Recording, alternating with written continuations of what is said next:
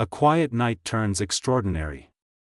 The fluorescent lights hummed softly as Rosie Bennett pushed her cleaning cart down the empty hallway of Cross Industries. Her sneakers squeaked against the polished marble floor, the only sound breaking the silence of the building at nearly midnight. She tucked a strand of auburn hair behind her ear and yawned, wishing she could be home with her daughter instead of scrubbing conference rooms. Rosie had been working the night shift for 3 years now, ever since her ex-husband left and she needed to support her 10-year-old daughter alone. The job paid enough to cover rent and keep food on the table, but barely. She never complained though. Hard work was something she understood, something she could control when everything else felt uncertain. Tonight she was assigned to the executive floor, which always made her nervous. Everything up here looked expensive and fragile, like one wrong move could cost her a month's salary. She carefully sprayed cleaner on the glass conference table and wiped it down in smooth circles, making sure not to leave any streaks. The phone that would not stop ringing.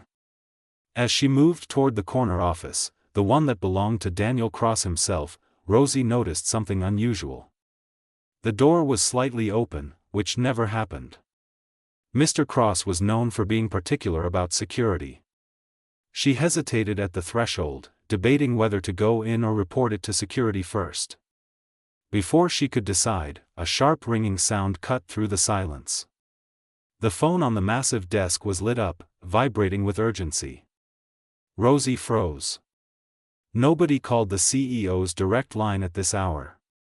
It rang again, louder somehow, more insistent. She stepped back, shaking her head. This was not her business. She was just the cleaning lady. But the ringing continued, drilling into her consciousness. What if it was an emergency? What if someone needed help? Her grandmother always taught her that ignoring a call for help was the same as causing harm yourself. Against every instinct telling her to walk away, Rosie set down her supplies and approached the desk. Her hand trembled as she reached for the receiver. She picked it up slowly, bringing it to her ear. "Hello, this is Cross Industries," she said softly, her voice barely above a whisper. "A crisis across the ocean."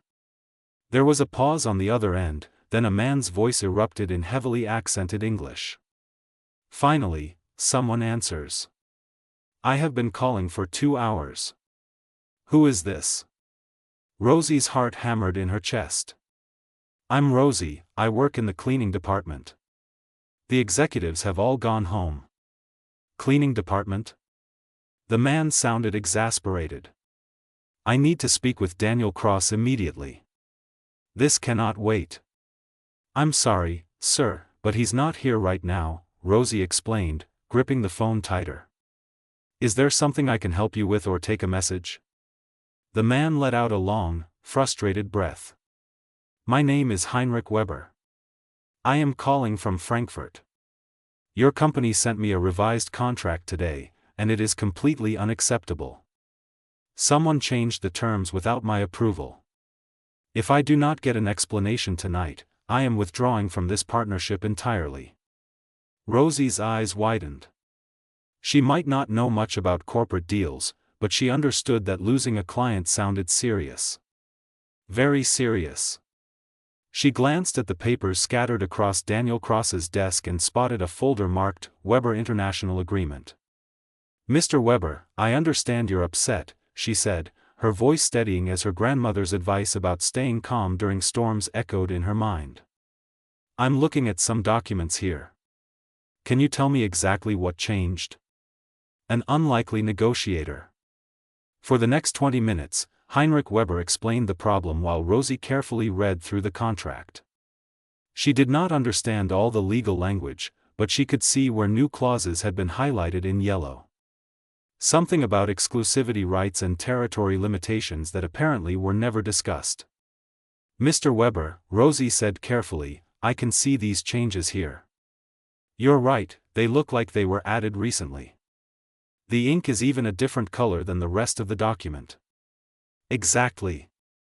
Heinrich's voice rose with vindication. "Someone is trying to trick me, and I will not stand for it." Rosie bit her lip, thinking quickly. What if this was a mistake? What if someone on our end made changes without Mr. Cross knowing? He's very particular about his business relationships. I've heard the other executives talking about how much he values honesty. There was silence on the other end. Then Heinrich spoke more quietly. You think your CEO does not know about this? I think, Rosie said slowly, that Mr. Cross would want to know immediately if something in a contract did not match what was agreed upon. He wouldn't want to lose your trust over a mistake. Heinrich seemed to consider this. You speak very confidently for someone who cleans offices. Rosie felt her cheeks warm. My grandmother used to say that honest work teaches you about honest people. Mr. Cross built this company from nothing. I don't think he'd risk everything by playing games with contracts. Another long pause. Finally, Heinrich sighed. Very well. I will wait until morning for Mr. Cross to call me. But if I do not hear from him by noon Frankfurt time, I am done. Tell him that. I will, Mr. Weber. I promise, Rosie said earnestly. What was your name again? He asked. Rosie Bennett. Well, Rosie Bennett, you have better sense than most executives I deal with. Thank you for listening. The line went dead. Rosie stood there holding the phone, her heart still racing. What had she just done? She carefully wrote out everything Heinrich said on a sticky note and placed it prominently on Daniel Cross's keyboard where he could not miss it. An unexpected witness. That was impressive. Rosie jumped and spun around, nearly knocking over a pen holder. Standing in the doorway was Daniel Cross himself, tie loosened, jacket over his arm, looking at her with an expression she could not quite read. Mr. Cross, she gasped. I'm so sorry, I shouldn't have answered your phone, but it kept ringing and I thought maybe it was an emergency. He held up a hand, stopping her rambling. I heard most of it. I was in the storage room next door looking for a file I forgot. He walked into the office slowly, his eyes never leaving her face. You just saved a $20 million contract. Rosie felt dizzy. 20 million? Daniel nodded, setting his jacket on the chair. He picked up the sticky note she had written and read it carefully. Heinrich Weber is one of our biggest international partners. If he had walked away tonight, it would have devastated our European expansion. He looked up at her. How did you know what to say? I didn't really, Rosie admitted, twisting her hands nervously. I just tried to be honest with him. And I remembered hearing you tell someone once that your reputation matters more than any single deal. Daniel's expression softened into something that looked almost like wonder. You pay attention. It's hard not to when you're invisible, she said without thinking, then immediately regretted it. But Daniel didn't look offended. Instead, he studied her with new interest. What's your name? Rosie Bennett, sir. Well, Rosie Bennett, he said, extending his hand, thank you. Truly. You did something tonight that most of my executives couldn't do. You listened, you thought clearly under pressure, and you represented this company with more integrity than I've seen in a long time. Rosie shook his hand, feeling the warmth of his grip and the sincerity in his eyes. For just a moment, she forgot about the mop bucket waiting in the hallway and the fact that her uniform had a bleach stain on the sleeve. For just a moment, she felt seen.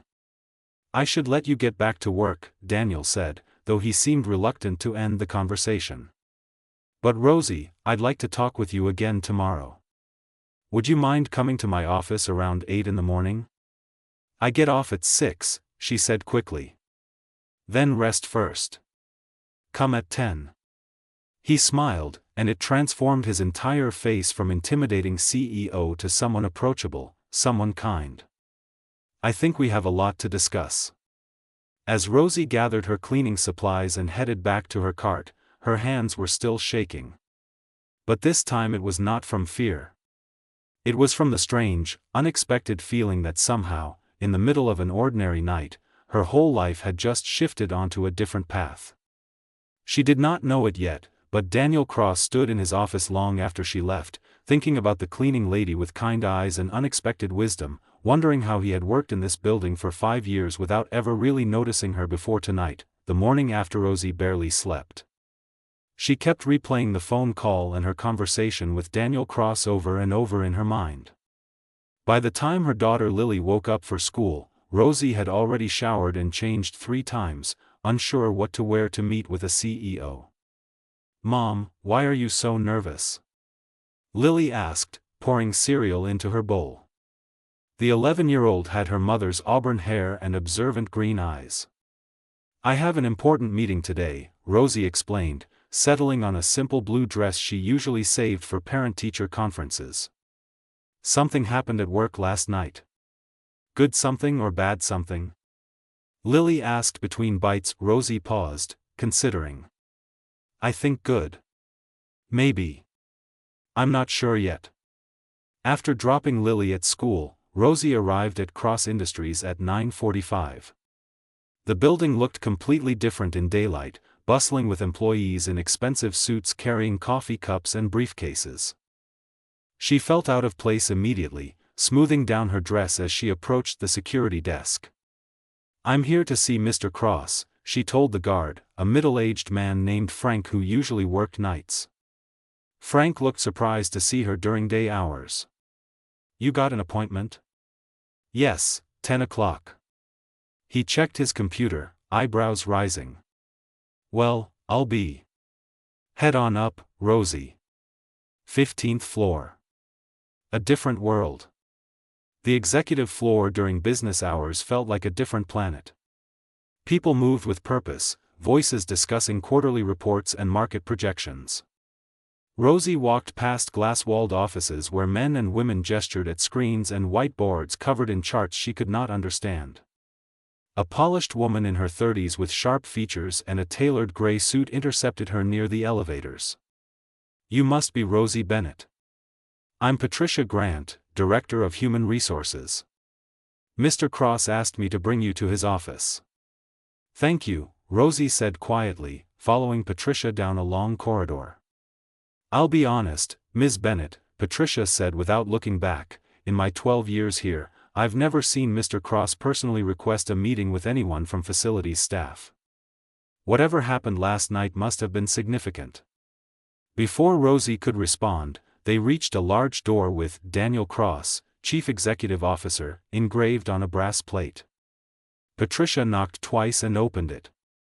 Daniel stood by the window, phone to his ear, but gestured for Rosie to enter. Patricia nodded and closed the door behind her, leaving them alone. "Yes, Heinrich, I understand completely," Daniel was saying. "That change was unauthorized, and the person responsible will be dealt with. You have my word, the original terms stand." He paused, listening. "Actually, she's here right now. Would you like to speak with her?" Rosie's eyes widened as Daniel held out the phone to her. Unexpected recognition. "Mr. Weber would like to thank you personally," Daniel said with an encouraging smile. Rosie took the phone with shaking hands. "Hello? Ms. Bennett." Heinrich's voice boomed warmly. "I wanted to tell you that after our conversation last night, I did some thinking. Your honesty and directness reminded me why I wanted to work with Cross Industries in the first place. Not many people in business speak so plainly anymore." "I'm glad everything worked out, Mr. Weber," Rosie replied, feeling her nervousness ease slightly. "Mr. Cross tells me you are not actually in his business department. This is surprising to me." "I work in cleaning services," Rosie confirmed. "Well," Heinrich chuckled, "you should be negotiating contracts. You have the gift of making people feel heard. That is rare. Thank you again, Ms. Bennett." After the call ended, Daniel gestured to a chair across from his desk. "Please, sit." Rosie perched on the edge of the leather seat, acutely aware of how out of place she felt. Daniel sat across from her, his expression thoughtful. "Rosie, I've been thinking about last night," he began. "You demonstrated problem-solving skills, communication ability, and level-headedness that frankly surpass many people on my executive team. I'd like to offer you a position in our client relations department." Rosie blinked, certain she had misheard. "I'm sorry, what?" "It would mean regular business hours, a significant salary increase, and full benefits including healthcare for you and your daughter," Daniel continued. "You'd start in a junior role, but I believe you have potential for much more." Her mind reeled. Healthcare for Lily. No more night shifts. Actual money for savings. It seemed impossible. "Mr. Cross, I didn't even finish college," she said quietly. "I only have a high school diploma." "And you handled a crisis that someone with an MBA couldn't solve," Daniel countered. "I built this company by recognizing talent wherever I find it." "Your grandmother taught you well." Rosie felt tears prick her eyes. "This is real? You're serious?" "Completely serious." His expression softened. "You deserve this opportunity, Rosie. Take the weekend to think about it. We can discuss details on Monday." Whispers in the hallway. As Rosie left Daniel's office, she felt like she was floating. But the feeling deflated quickly when she passed a cluster of employees near the break room. Their conversation stopped abruptly when they saw her, but she caught the tail end. "That's her, the cleaning lady," someone whispered. "Must be nice to get promoted just for answering a phone," another voice dripped with sarcasm. Rosie kept walking, face burning. She told herself their opinions did not matter, but the words stung anyway.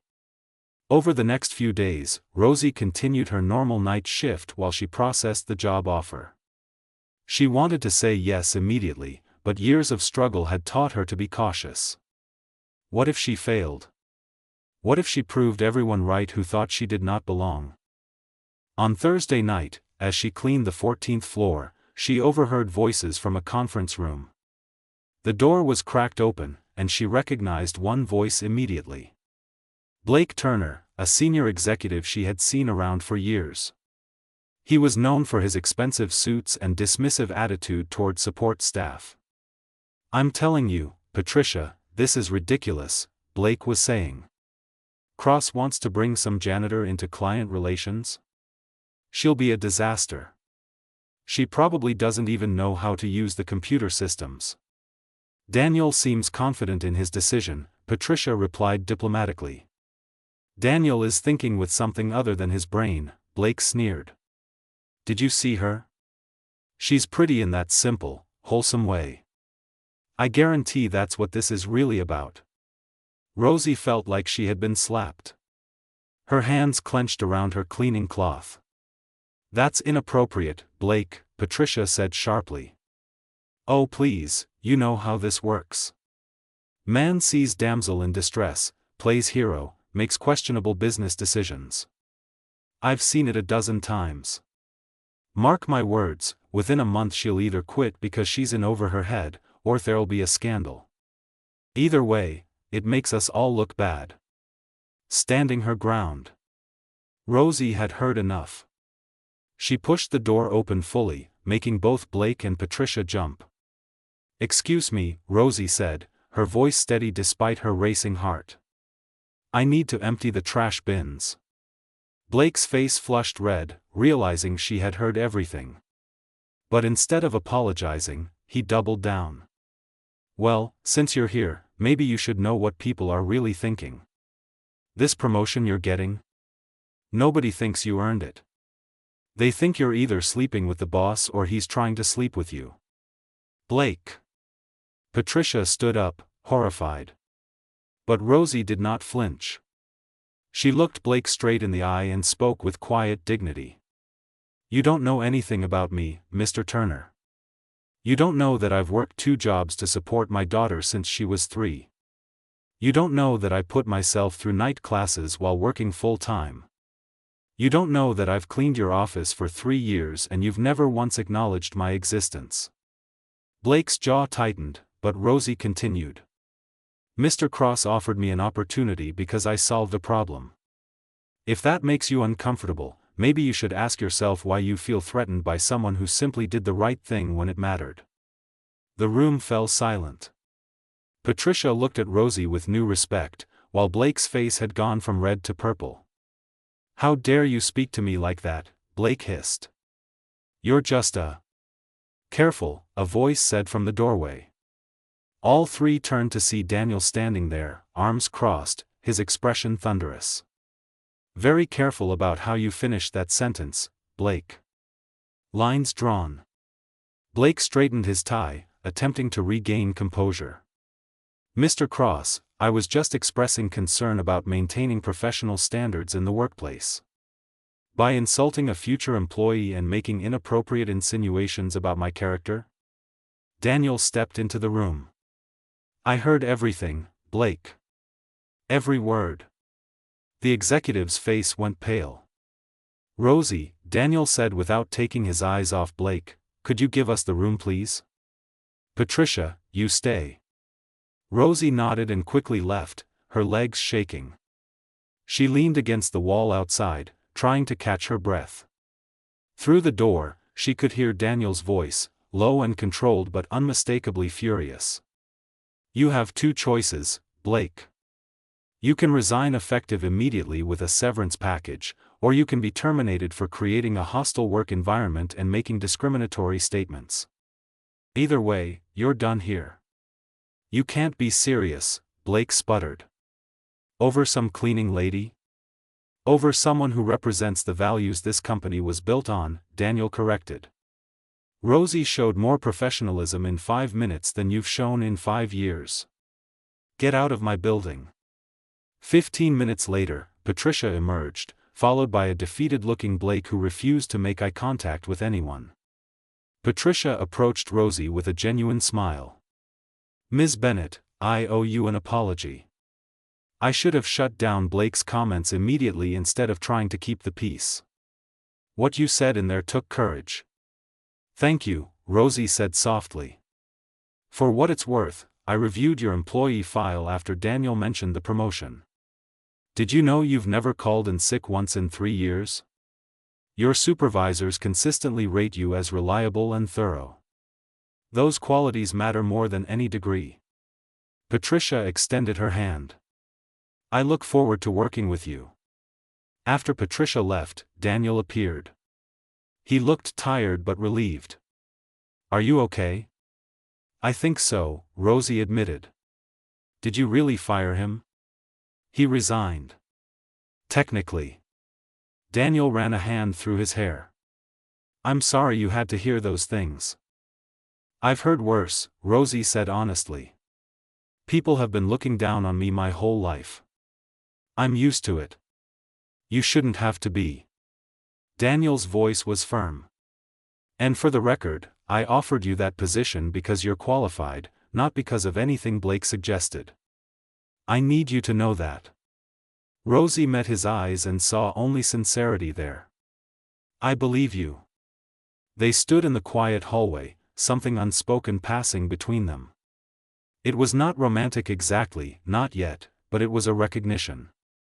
A mutual respect that felt like the foundation of something more. "I'd like to accept your offer," Rosie said suddenly. "The job. I want to do it." Daniel's face broke into a genuine smile. Yeah. I'm terrified, but I think my grandmother would tell me that fear means it matters. And this matters." She sounds like she was a wise woman. She was. Rosie smiled at the memory. "She would have liked you." "I would have liked to meet her," Daniel said softly, and Rosie got the distinct impression he meant it. New beginnings and old problems. The next Monday, Rosie started her new position. Patricia set her up with a desk, computer, and stack of training materials. The other employees in the client relations department were polite but distant, clearly unsure what to make of her. Daniel stopped by her desk around noon. "How's the first day?" "Overwhelming," Rosie admitted, staring at her computer screen where she had 17 different windows open. "But good overwhelming.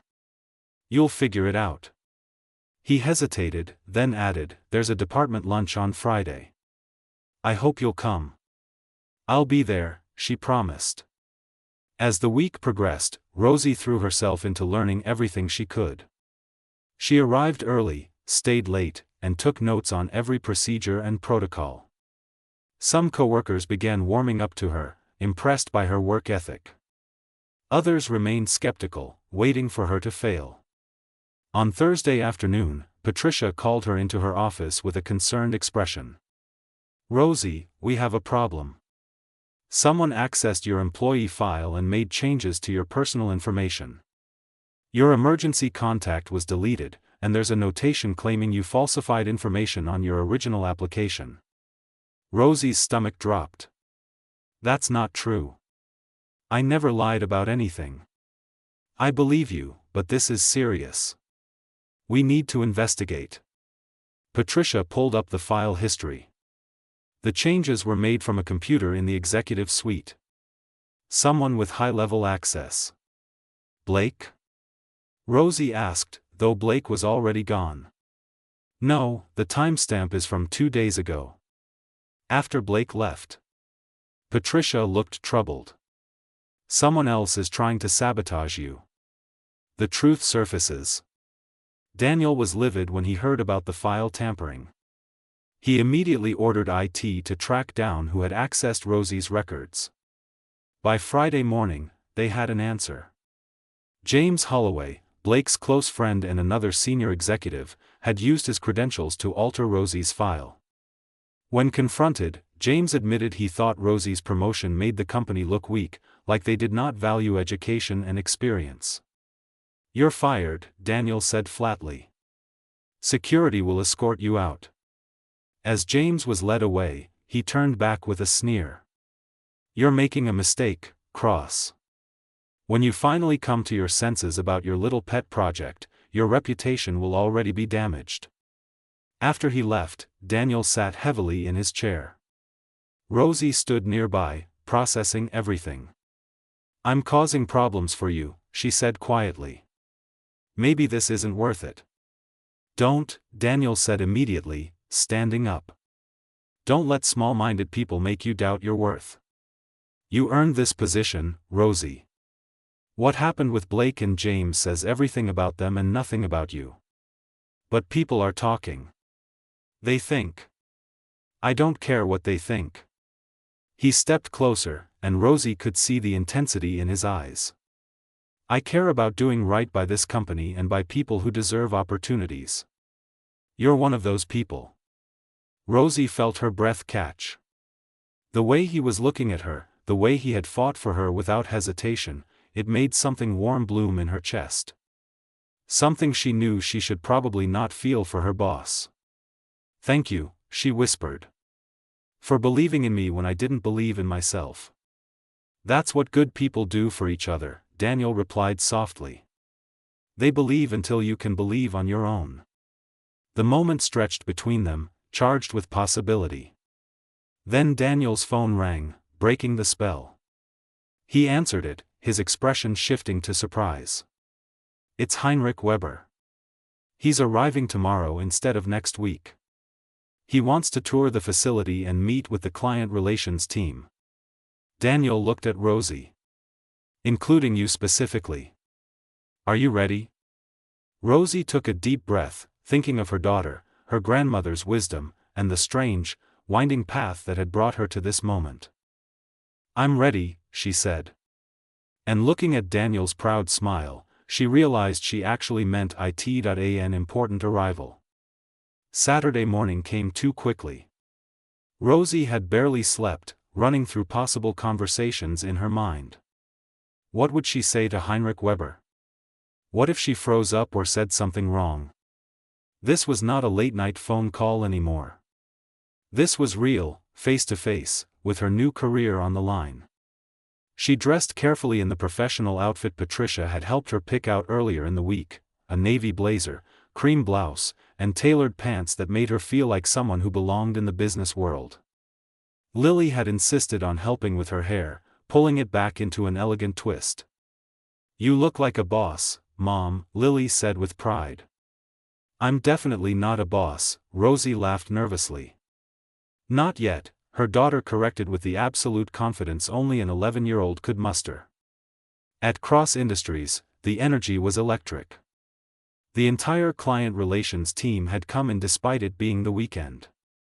The conference room had been prepared with refreshments, presentation materials, and enough nervous energy to power the whole building.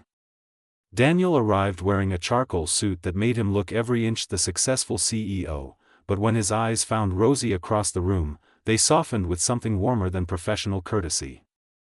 "You look nice," he said simply. "Thank you. So do you." Rosie felt her cheeks warm. "Nervous?" "Terrified," she admitted. "Good. That means you care."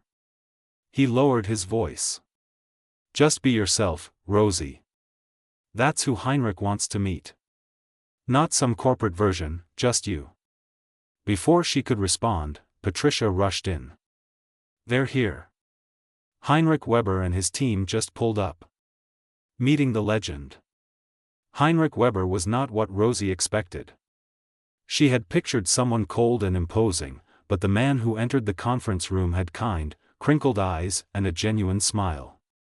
He was in his 60s with silver hair and an air of someone who had nothing left to prove.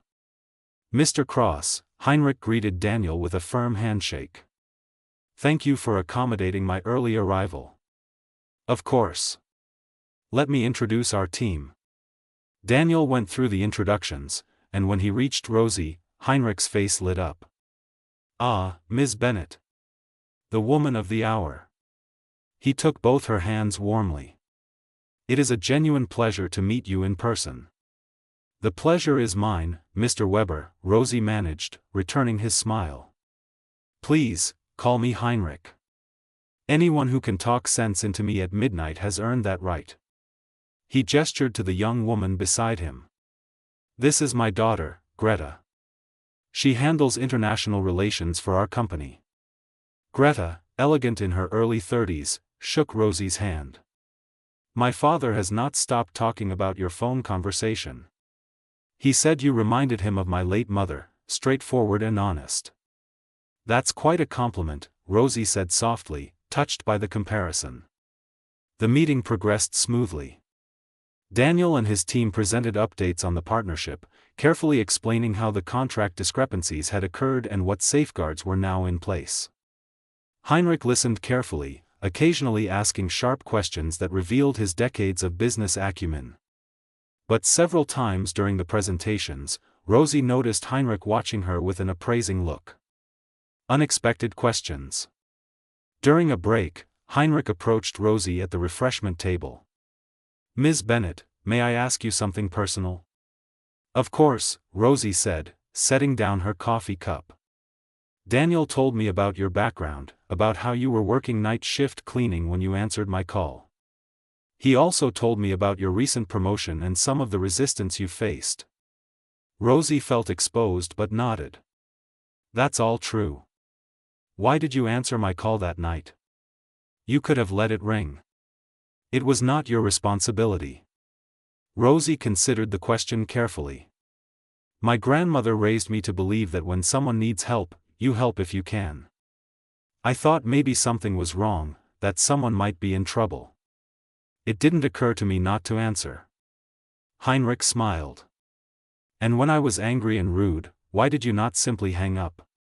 "Because you weren't angry at me, you were angry at a situation. There's a difference. And honestly, you had every right to be upset. Someone had changed an agreement without your knowledge. That's not okay."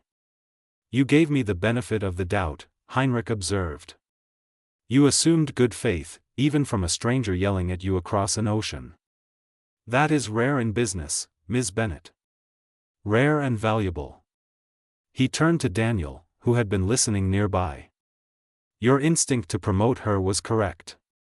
She has something most executives never develop, genuine empathy combined with clear thinking. Those skills cannot be taught."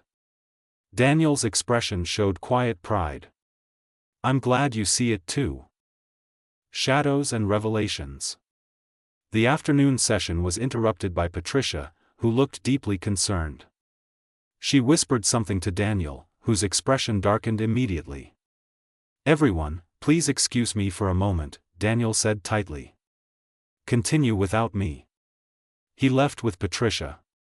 Rosie felt anxiety creep up her spine. Something was wrong. Greta must have noticed her expression because she leaned over. "I'm sure everything is fine. Business always has surprises." But Rosie could not shake the feeling of dread. 20 minutes later, Daniel returned with Patricia and two people Rosie did not recognize, a man in an IT department polo and a woman in a security uniform. "Heinrich, I apologize, but something has come up that affects our partnership," Daniel said grimly. "We've discovered who was behind the unauthorized contract changes." The room went silent. Heinrich sat forward, his friendly demeanor replaced with intense focus. "Our IT department has been conducting an investigation since the issue first arose," Daniel continued. "They traced the document alterations to a specific computer and user account." The IT specialist stepped forward with a tablet. The changes were made by Douglas Hammond, former vice president of business development. He also attempted to frame Ms. Bennett for the alterations by planting false access logs in her name. Rosie gasped. Douglas Hammond was the executive who had trained her when she started in client relations. He had seemed friendly, helpful even. Why would he do this? Heinrich demanded. Douglas was being courted by a competitor, Patricia explained.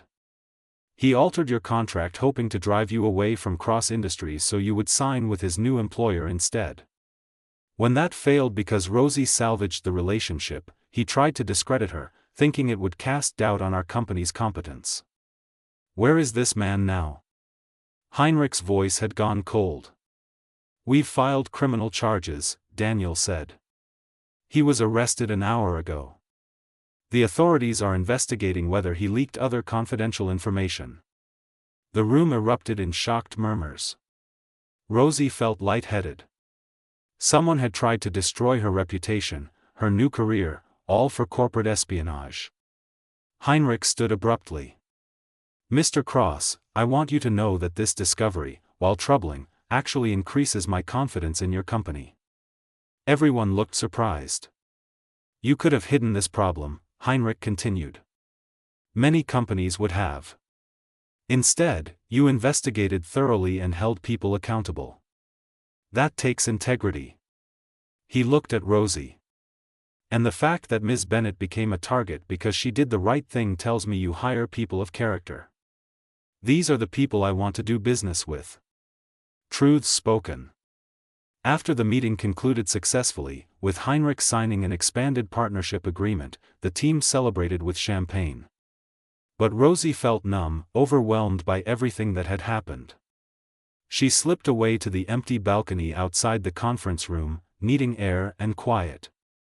The city stretched below her, lights beginning to twinkle as evening approached. You okay? Daniel's voice came from behind her. Rosie turned. I don't know.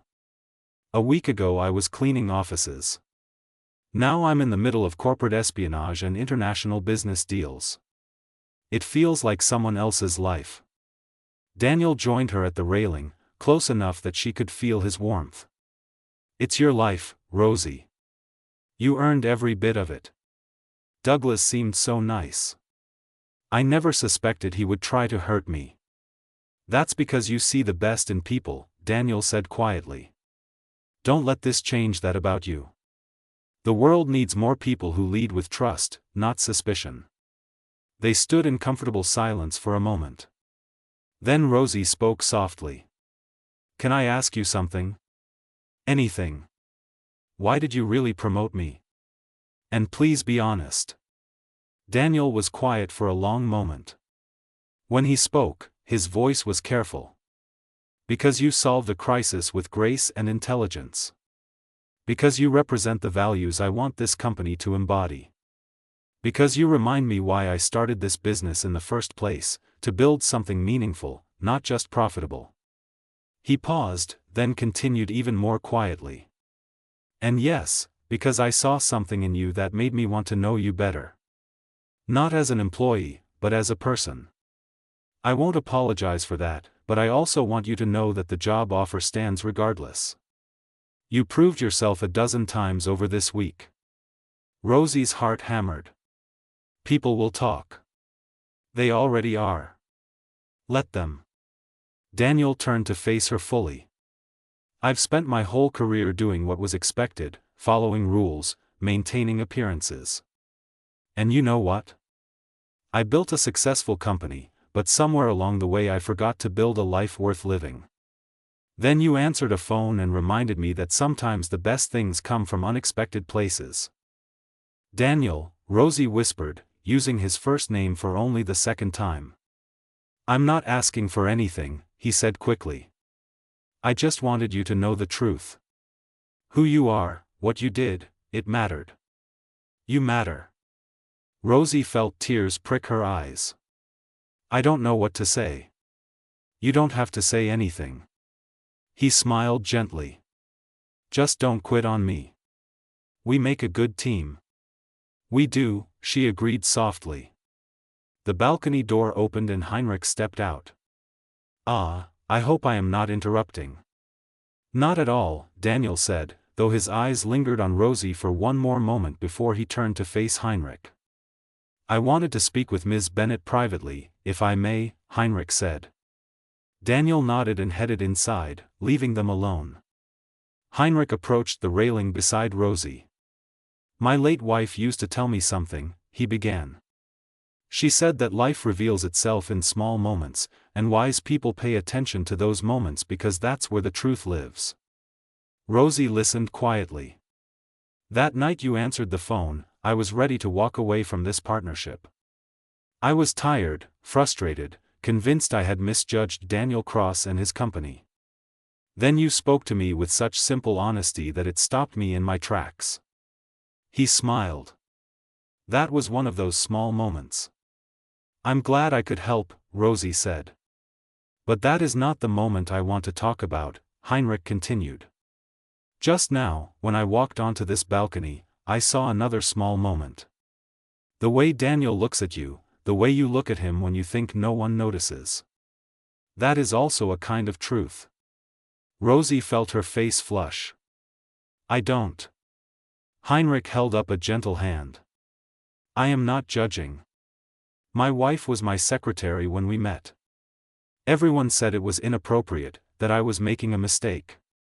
We had 42 years together before she passed. They were the best years of my life.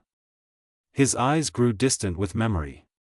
What I learned is that life is too short to ignore the small moments that matter.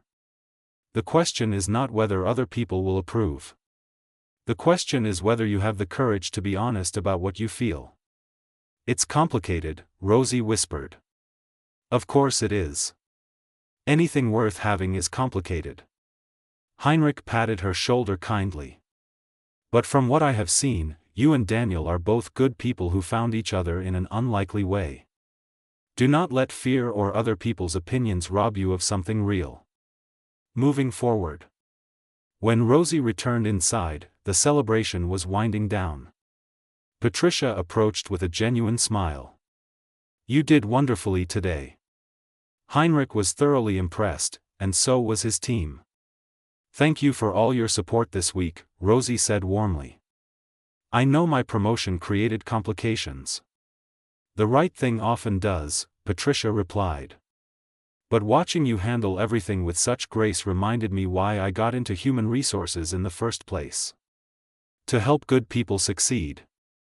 She leaned in conspiratorially. Between you and me, Daniel hasn't smiled this much in years. Whatever you're doing, keep doing it. As guests departed and the office emptied, Rosie found herself alone in the conference room, packing up materials. Daniel appeared in the doorway. Need help? He offered. I've got it, thanks. She smiled. Big day. Understatement of the year. He walked in, loosening his tie. Rosie, about what I said on the balcony. You don't have to explain, she interrupted gently. I understand complicated. My whole life has been complicated. Yeah? Daniel moved closer. Yeah. Rosie set down the papers she was holding. I'm a single mother with a complicated past, no college degree, and a week ago I was cleaning your office. Starting something with you would be complicated on top of complicated. That sounds like a list of reasons to walk away, Daniel said quietly. It is, Rosie agreed. Her eyes met his. Except I don't want to walk away. The confession hung in the air between them. Daniel's expression shifted from uncertainty to something warmer, something hopeful. I don't want you to either, he said softly. So what do we do? Rosie asked. We take it slow. We're honest with each other. We don't rush into anything. Daniel's voice was steady. And we see where this goes, whatever this is. I have a daughter to think about, Rosie reminded him. She comes first, always. I wouldn't respect you if she didn't, Daniel replied. I'd like to meet her someday, when you're ready. No pressure. Rosie felt something settle in her chest, something that felt like peace. I'd like that too. Eventually. Eventually, Daniel echoed with a smile. He held out his hand. So, partners? Partners, Rosie agreed, taking his hand. The handshake lasted a moment longer than professional, their fingers intertwining briefly before separating. A new chapter. Monday morning, Rosie arrived at her desk to find a small plant in a cheerful pot with a note, for new beginnings. Heinrich and Greta Weber. Her co-workers stopped by throughout the morning, several offering genuine congratulations on how she had handled the weekend meeting. The cold shoulders from the previous week had thawed considerably. At lunch, Daniel stopped by her desk. Doing okay? More than okay, Rosie said honestly. I feel like I can actually do this. You can. He glanced around to make sure no one was listening, then added quietly, Lily's school play is this weekend, right? You mentioned it last week. Rosie's heart skipped. You remembered that? Of course. I hope it goes well. Would you? Rosie hesitated, then decided to be brave. Would you want to come? It's just a middle school production, nothing fancy, but she's really excited and I thought maybe. I'd love to, Daniel said before she could finish. His smile was genuine and warm. Text me the details. As he walked away, Rosie caught Patricia watching from across the room. Instead of disapproval, Patricia gave her a subtle thumbs up. That evening, Rosie picked up Lily from school and took her for ice cream, a rare treat. Okay, what's going on? Lily asked suspiciously. You only buy ice cream when something big happened. Rosie laughed. Am I that predictable? Mom, you literally plan which day to use coupons. Yes, you're predictable. So spill. Well, Rosie began, you know how my job changed last week? The promotion. Duh. Right. Well, things have been complicated at work, but they're good complicated. And I met someone. Rosie felt nervous admitting it out loud. Lily's eyes went wide. Like a boyfriend someone? Maybe. It's very new and very complicated. Is it your boss? The one you said believed in you? Rosie nodded slowly. How did you know? Mom, you've been smiling at your phone all week. You only do that when someone texts you. And since you have like 3 contacts, it wasn't hard to figure out. Lily took a thoughtful bite of her ice cream. Is he nice? Very nice. Kind, actually. And he wants to meet you, but only when you're ready. Lily considered this seriously. Does he make you happy? He makes me feel seen, Rosie said honestly. Like I matter. Then I want to meet him, Lily decided. Anyone who makes my mom smile like that can't be all bad. Rosie hugged her daughter tight. When did you get so wise? I learned from the best, Lily replied, hugging back just as hard. Full circle. Saturday evening, Daniel sat in the audience of Lincoln Middle School auditorium, surrounded by parents with cameras and programs. He felt slightly out of place in his jeans and sweater, a far cry from his usual suits. Rosie slid into the seat next to him just as the lights dimmed. Sorry, traffic was terrible. Did I miss anything? Just the opening announcements. He handed her the extra program he had picked up. She's playing the narrator? Yes, she's so nervous. She practiced her lines 1,000 times this week. As the play began, Daniel found himself genuinely enjoying it. And when Lily stepped forward to deliver her lines, speaking clearly and confidently about courage and following your heart, he understood why Rosie was so proud. After the show, they waited outside the auditorium. Lily emerged with several friends, still wearing stage makeup. When she spotted her mother, she ran over, then stopped short when she saw Daniel. Lily, this is Daniel, Rosie introduced them. Daniel, my daughter Lily. You were excellent up there, Daniel said sincerely. Very professional delivery. Lily studied him carefully. You're the CEO guy.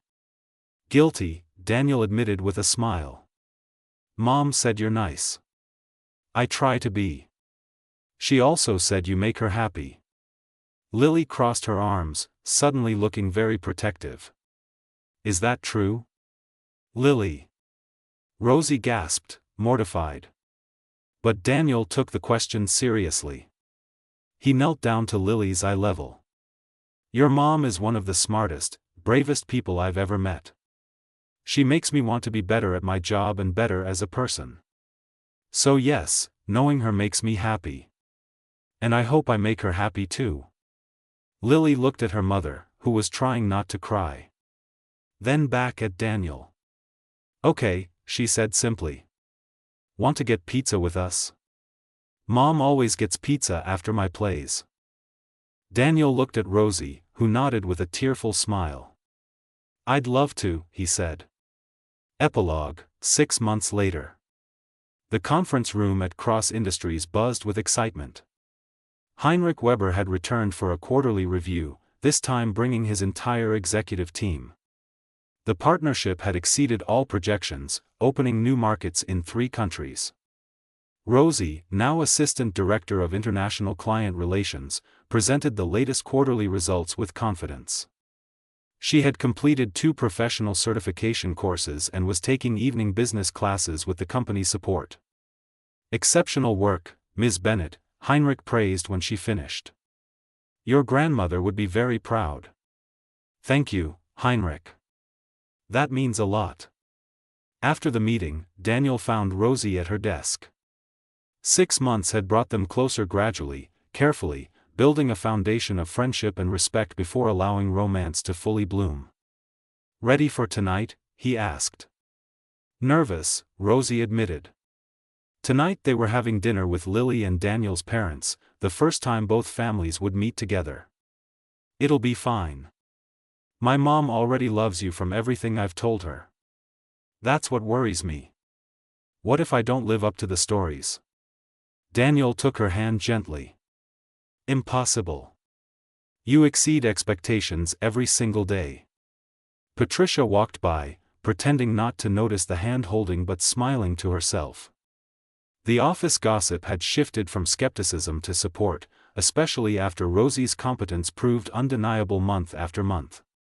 That evening, as they gathered around a table at Lily's favorite restaurant, Rosie looked around at the faces, her daughter laughing at something Daniel's mother said, Daniel's father asking Lily about her upcoming science fair project, and felt a wave of gratitude. Her life had changed because she answered a phone call. But really, it changed because she chose to help when help was needed, to be brave when fear seemed easier, and to believe in herself when others doubted. Sometimes the smallest moments led to the biggest changes. Sometimes a wrong number was actually the right call all along. Daniel caught her eye across the table and smiled that private smile he saved just for her. Rosie smiled back, thinking about small moments and big changes, about courage and second chances. Her grandmother had been right all along. When you lead with honesty and kindness, life has a way of leading you exactly where you need to be. Even if the journey starts at midnight with a ringing phone and a decision to simply do the right thing.